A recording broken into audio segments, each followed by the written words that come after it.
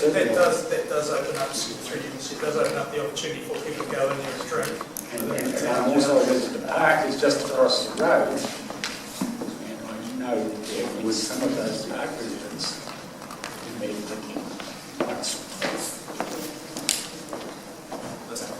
Mr. Chairman, it's maybe just a rather trite observation, but if people want to have photos taken apparently with a glass of wine in their hand, what is the liquid in the glass doesn't have to be wine or any other alcoholic thing. It could simply be coloured water to make it appear that they are drinking a toast to their future nuptials.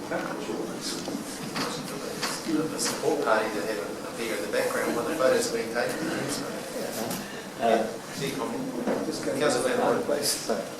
Yeah, the Waiha Walkway, I struggle with a prohibition of alcohol.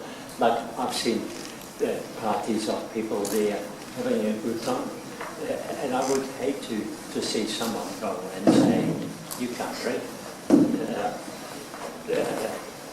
I wonder at whose behest this has been included. Through units, that certainly was an issue that came out of the community meeting we had in T-Row some time ago. The local residents and the police, for that matter, had a real concern about alcohol consumption at the Blue Spring, particularly when you're walking in from Leslie Road and over-consuming there. And I guess this is the challenge that you face, is that issue between a few ruining it for the rest, but we need to draw the line how much leeway do you give or not. It's a real challenge. That is the question, isn't it? How far do we want to go? Do we want to prohibit everyone for the sake of a few, or do we risk it just for the sake of a few? I for one would not ruin it for the majority. My opinion is it should be excluded. Thank you. Councillor? Yes, through the Chief. The thing is, the bylaws are only there to be enforced if there's a problem, really, isn't it? So, it's no different than done in the park. There, you might be evidence, as long as there's no problem, there's no reason for enforcement to. But if enforcement then needs to happen, and the police actually need something to, or a bylaw to enforce that, well, they've got that, and it's there. So, I don't know whether even though it says that you can't drink alcohol, that doesn't mean that they won't. But as soon as it becomes a problem, then the police have got a leg to stand on when it comes to enforcement. Policing is an issue. So I don't know. I guess with Waiho, I'd say there's really been a problem. I don't know if it's been measurable, like with vandalism or rubbish. The police people go and make the rest of the agency. I don't know what the stats are there. Through history, we don't have stats. We asked that question at the meeting, but certainly the two police officers that were there did identify concern, and so the residents up there did as well. So they have apparently had a number of call-outs to vandalism increases. But how I can't do.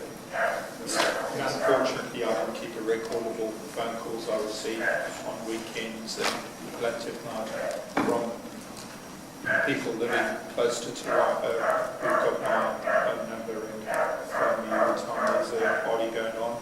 And we can't do anything. If alcohol's permitted, there's nothing we can do about it. I'll let it go. Thank you. All right. So I guess we've still got the Dunham's point. Dunham's reserve at the stage just to clarify. What if somebody pulls up their camper van in the car park there, and they have their lunch in the back of the car park, of the van, and having a glass of wine for lunch? I know it gets tricky. I'm very aware of an elderly couple who went up to the beach at the Mount last summer and was sitting there having something to eat and a drink, and the inspector came and got him and told him to bugger off. Otherwise they would be arrested. No trouble. It comes back to my comment earlier on, I guess, around if you're putting a bylaw in place, is there actually intention to enforce it or not? And you would hope that there is if we're going to put those rules in place. Otherwise, why would we do it? It's not an easy one, is it? Steve? may just provide a little bit of background. The original CBD liquor ban was to stop people walking into the CBD and preloading before going into licensed premises. So the map was just initially trying to find what you would constitute the CBD. It was further reviewed with the opening of the Route to Joy bottle store on the sort of top end of Ashfield Street.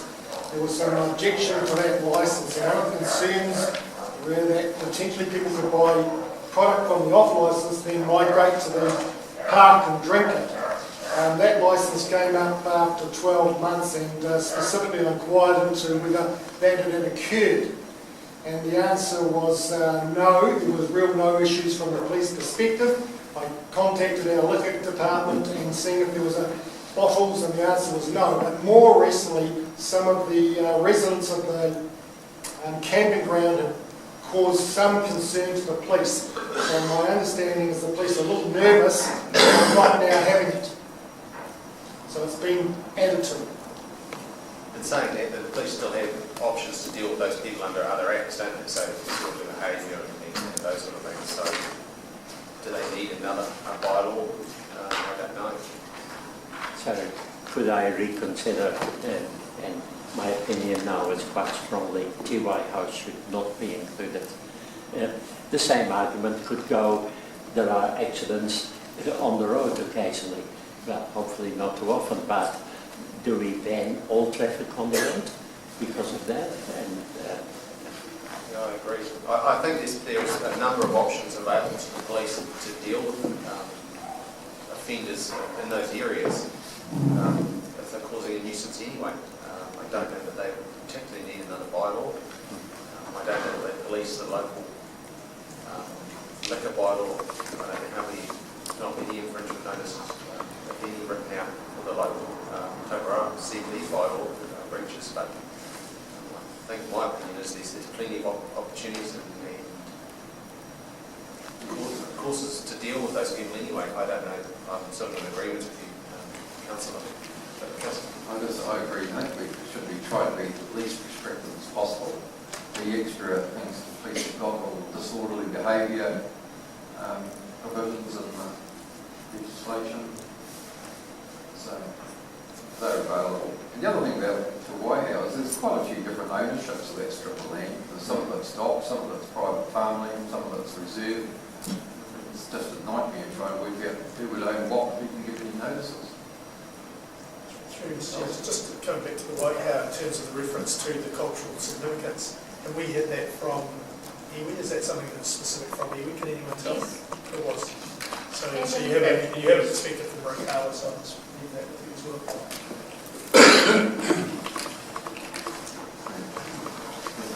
The actual springs are easy to work out who owns the spring, but for the walkway itself, covers so many different bits of land. I will say again, the public meeting we had, which involved a lot of those landowners, did identify a concern. What were those concerns? Around disorderly behaviour, is it litter, is it all of those stuff? plus vandalism. Yeah, the rubbish in the bottles that we have to clean up, and the damage to signs and the likes. And when they've contacted the police, they've said they won't come out until council does something about the alcohol. So I don't know if they just try and get out of the responsibility, but they indicated quite clearly that having the alcohol ban would make their job easier. Excuse me, Mr. Chair.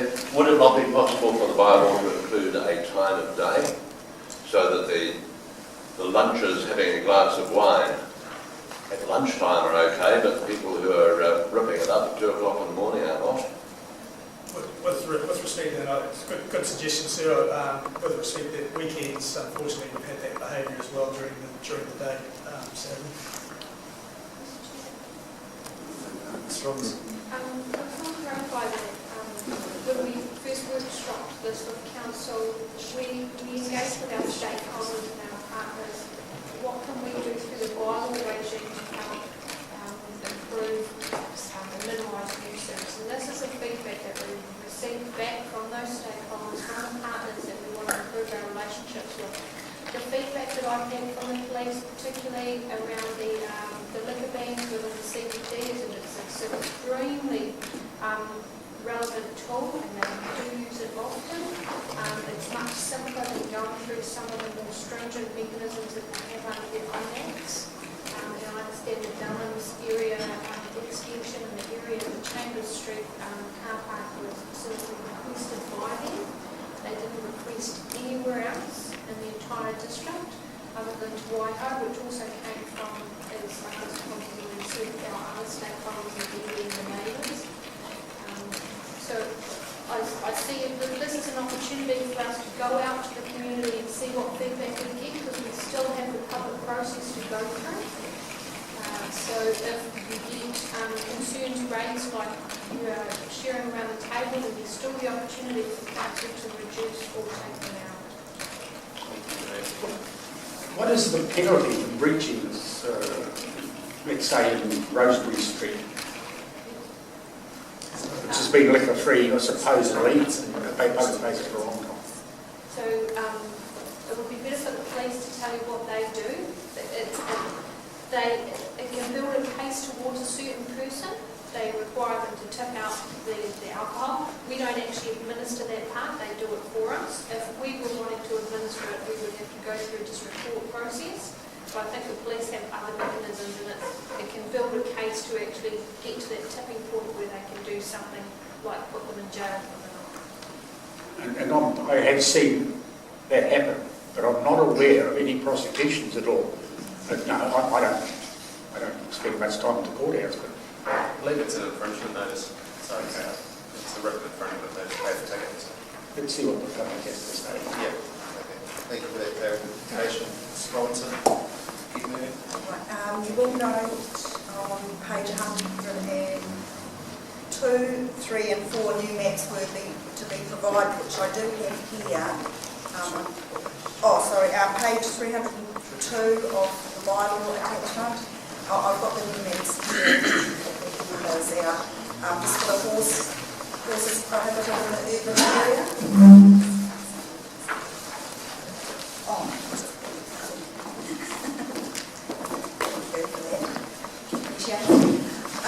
Also, aside from the can I please add, in regard to drones, I omitted information from the bylaw. Could just run through that now. I missed the email, I apologise. So if you turn to page 264 of the bylaw, the public places bylaw,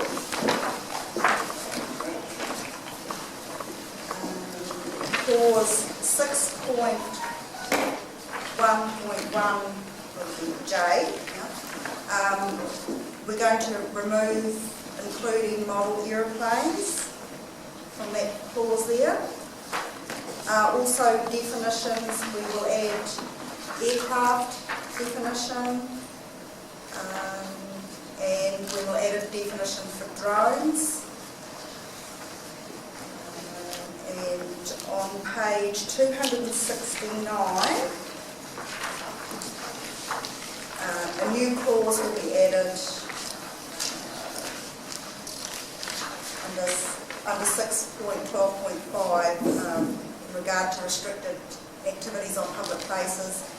No person shall operate a drone except where drones are permitted to be operated in accordance with the then current South Waikato District Council policy.